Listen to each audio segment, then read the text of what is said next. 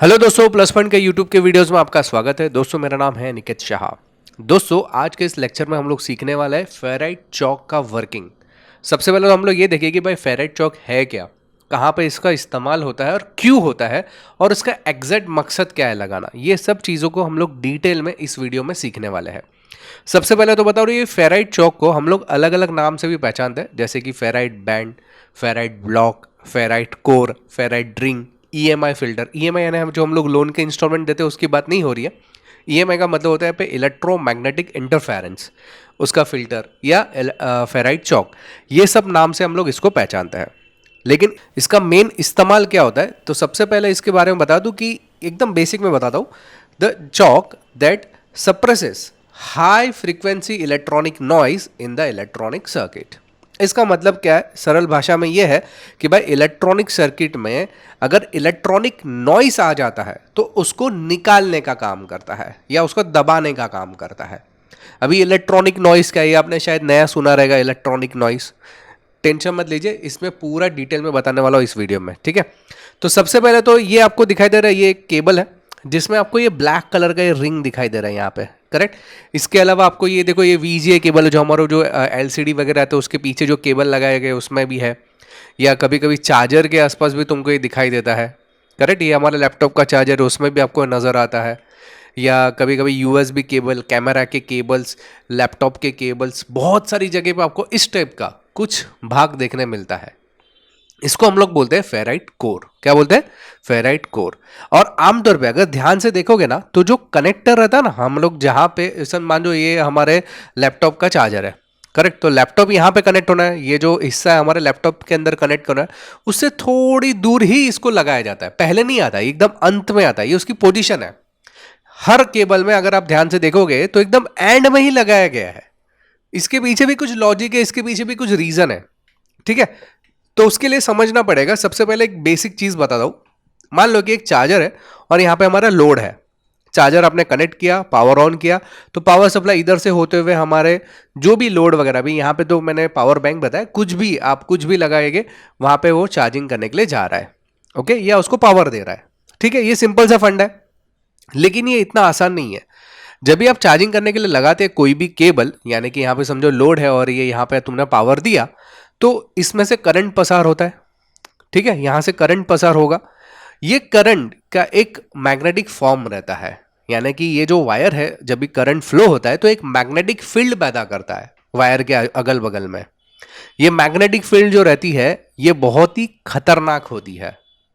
अगर आपने सुना रहेगा फेराइट लॉ के बारे में, तो उसके अंदर आपको बताया जैसे कि करंट जब भी फ्लो होता है तो उसके आजू बाजू में, उसके विपरीत दिशा में एक क्या बोल सकते हैं, इलेक्ट्रोमैग्नेटिक फील्ड जनरेट होती है, जैसे कि आपको यहाँ पे डायग्राम में दिखाई दे रहा है। ये फेराइट लॉ के मुताबिक रहता है। जैसे कि समझो, मान लो कि करंट इस दिशा में फ्लो हो रहा है, तो उसके इस दिशा में ऐसा ये इलेक्ट्रोमैग्नेटिक फील्ड जनरेट होगा, करेक्ट। तो ये इलेक्ट्रोमैग्नेटिक फील्ड जनरेट होगा, तो इससे फर्क क्या पड़ता है, हमें क्या फायदा है या हमें क्या नुकसान है। अभी भी मैं हमारे घर पे हम लोग मोबाइल चार्ज करते हैं तो हमें कुछ मोबाइल में नुकसान नहीं होता है, वो चल रहा है प्रॉपर। या चार्जर बिना इसके लगाए सादे वाले तो भी चल रहा है, कोई फर्क नहीं पड़ता है, वो आपको फर्क दिखाई नहीं देता है।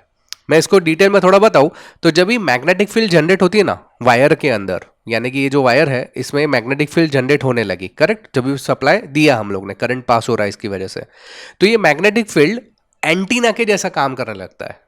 अभी पहले के ज़माने में छत के ऊपर एंटीना लगा देते टीवी सिग्नल दिखने के लिए, करेक्ट। आज की तारीख में भी काफ़ी जगह पे एंटीना का यूज़ होता है सिग्नल को पकड़ने के लिए। तो हमारा wire act as an antenna बन जाता है। ये देखिए, the conductive cable act as an antenna. जब भी करंट उसमें से पास होता है और आजू बाजू में अगर मैग्नेटिक फील्ड जनरेट होता है, तो वो एक अलग प्रकार के वेव्स को पकड़ने का भी काम करता है, यानी कि एंटीना के जैसे भी काम करता है। ये कौन से नेटवर्क पकड़ता है, कौन से चीज़ों को पकड़ता है, जो रेडियो फ्रीक्वेंसी नॉइजेस रहता है ना, या radio frequency energy. Radio frequency energy यानी क्या, लेकिन आपको यहाँ पे दिखाई दे रहा है कि जब भी करंट फ्लो हो रहा है एक जगह से दूसरी पे, तो उसके भीतर एक मैग्नेटिक फील्ड जनरेट तो हो रही है, साथ ही साथ बहुत सारे अलग अलग फ्रीक्वेंसी भी उसके साथ में ज्वाइंट होती जा रही है। तो इसकी वजह से क्या हो सकता है कि वो जो केबल या ये जो एनर्जी है उसी केबल के साथ में आगे बढ़ती जाएगी करंट के साथ में। इसको बोलते हैं हम लोग इलेक्ट्रॉनिक नॉइस। क्या बोलते हैं? Electronic noise. अभी आपको समझ में आया इलेक्ट्रॉनिक नॉइस क्या है?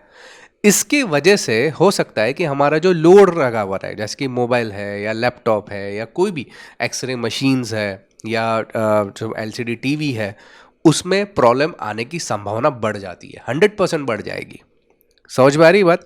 यानी कि ये जो मैग्नेटिक फील्ड जनरेट होती है उसकी वजह से हमारा जो लोड में नुकसान होने की संभावना बढ़ जाती है। अगर मैं नुकसान की बात करूं तो अगर आपने कभी कभी देखा रहेगा कि लैपटॉप का चार्जिंग लगाया उसके बाद में लैपटॉप भी बंद हो गया, ऐसा हुआ रहेगा। या कभी कभी कैसा है कि चार्जिंग पे मोबाइल लगाओ, उसके बाद में मोबाइल बहुत ही ज़्यादा स्लो हो जाएगा। देखिए आप यहाँ पे दिखाई दे रहा है बहुत ज़्यादा स्लो चल रहा है, लेकिन चार्जिंग लगाने के बाद, या समझो मैंने चार्जिंग लगाया उसके बाद में स्क्रॉल जो है ना वो अजीब अजीब बिहेव कर रहा है, कुछ भी अजीब अजीब, मैं समझो साइड में स्क्रॉल कर रहा हूँ तो ये कुछ अलग ही स्क्रॉल हो रहा है या अलग ही चीज़ यहाँ पे आ रही है, जैसे मैं हमें चाहिए वैसा नहीं हो रहा है। या हमारा जो लैपटॉप का डिस्प्ले उसमें लाइनिंग्स आने लगी। तो ये सब कॉमन प्रॉब्लम है। ये सब जो प्रॉब्लम है इसकी वजह एक ही है, इलेक्ट्रॉनिक नॉइस। समझ में आया इलेक्ट्रॉनिक नॉइस के क्या नुकसान है?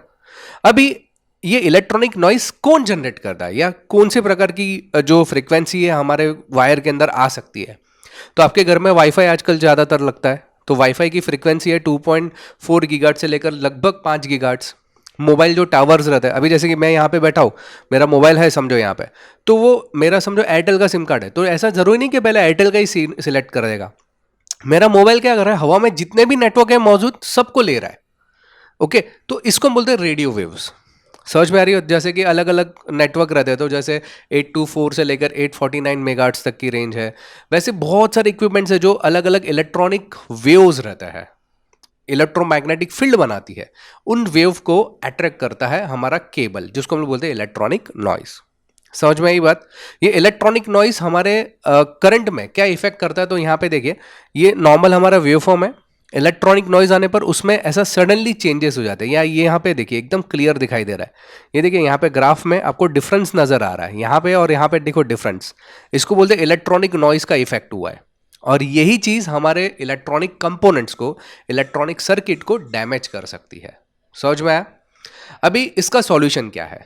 हमारे इलेक्ट्रॉनिक सर्किट को अगर बचाना है ये इलेक्ट्रॉनिक नॉइस से, तो उसका सॉल्यूशन क्या है ये बताने से पहले जानकारी के लिए बता दूं, हम लोग ने ऑनलाइन में कई सारे कोर्सेज चालू कर दिए। Mobile repairing, laptop repairing, electronics, electrical, home appliances repairing, computer hardware, software, काफ़ी सारे कोर्सेज है। ये सब कोर्सेज करने के लिए गूगल प्ले स्टोर पे आपको खाली प्लस पॉइंट ट्रेनिंग नाम का ऐप सर्च करना है। ये डाउनलोड करने के बाद, इंस्टॉल करने के बाद आप ओपन करोगे तो वहाँ पर काफ़ी सारी चीज़ें आपको नज़र आएगी, जिसमें स्टोर सेक्शन पर क्लिक करने के बाद आपको सभी कोर्सेज हम लोग जो प्रोवाइड करते हो आपको नज़र आएंगे। व्यू ऑल करने पर नज़र आएंगे। जो कोर्स करना है उस पर क्लिक करने के बाद उसकी सारी डिटेल इन्फॉर्मेशन फीस के रिलेटेड आपको मिल जाएगी। इसके अलावा अगर आप कंटेंट पे क्लिक करोगे तो उसके अंदर हम लोग क्या क्या चीज़ें सिखाते हैं वो भी डिटेल्स आपको यहाँ पे मिल जाएगा। ये ऐप के ज़रिए आप मुझसे डायरेक्टली बातचीत भी कर सकते हो। अधिक जानकारी चाहिए ऑनलाइन कोर्सेज के रिलेटेड तो ये मेरा व्हाट्सअप नंबर है, जिसपे मुझे केवल हाई का मैसेज डाल दीजिए, तो मैं आपको ऑनलाइन कोर्सेज के रिलेटेड पूरी जानकारी प्रोवाइड करवा दूंगा। तो चलो इसका सॉल्यूशन की ओर बढ़ते हैं। तो इसका सॉल्यूशन है फेराइट चॉक। ये फेराइट चॉक जो है कुछ इस प्रकार से दिखाई देता है, ये ऐसा खुलता है ढक्कन इसका, तो ये इस तरह से कुछ दिखाई देता है। ये कैसे काम करता है? तो बेसिकली होता यूँ है कि हमारा जो भी वायर रहेगा ना, इस फेराइट चॉक को उसके अंदर से, मतलब ये इस तरह से आया, ऐसे डबल साइड इसको अंदर पैक कर दो, इस चॉक के अंदर डाल दो। ये चॉक के अंदर जो मटेरियल है ना आपको, ये ब्लैक कलर का एक प्रकार का मैग्नेटिक मटेरियल ही है इसके अंदर, एक प्रकार का मैग्नेटिक है। मैग्नेट एक्चुअल में मैग्नेट नहीं है, लेकिन मैग्नेटिक फील्ड को जनरेट करने वाला एक मटेरियल है। ये क्या करता है, जब भी वायर में से करंट को पास किया जाए तो अगर उसमें इलेक्ट्रॉनिक नॉइज आ गया है तो ये उसको ब्लॉक कर देगा। आप यहाँ पे ध्यान से देखिए, ये हमारा करंट है ब्लू कलर वाला, और जो ऑरेंज कलर वाला है ये इलेक्ट्रॉनिक नॉइज है, जो हमारे लैपटॉप, मोबाइल या कहीं कहाँ पे भी लगा हुआ है उसमें नुकसान पहुंचा सकता है। तो ये जो फेराइट कोर है उसको ब्लॉक कर देता है, बेसिकली उसको हीट में कन्वर्ट कर दिया, क्योंकि ये भी एक प्रकार का मैग्नेटिक है और ये भी एक प्रकार का मैग्नेटिक फील्ड है। ये दोनों मिला के हीट जनरेट होगी, और ये जो मैग्नेटिक फॉर्म की वजह से ये जो है आपका नॉइज है इलेक्ट्रॉनिक नॉइज, वो हीट में परावर्तित हो जाएगा, जिसकी वजह से आगे जो जाएगा वो प्योर सप्लाई जाएगा, प्योर करंट जाएगा। समझ में आई ये प्रॉब्लम? यानी कि इसका सॉल्यूशन क्या है? तो फेराइट कोर ही उसका सॉल्यूशन है।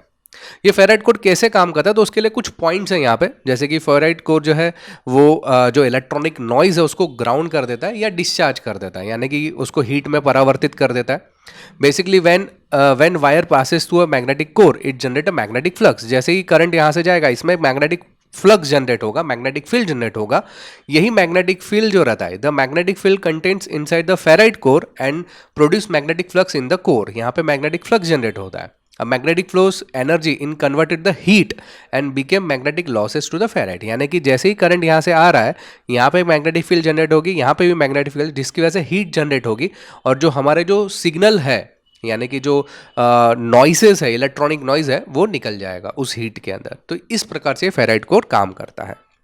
तो आई होप दोस्तों ये पसंद आया रहेगा आपको ये वीडियो।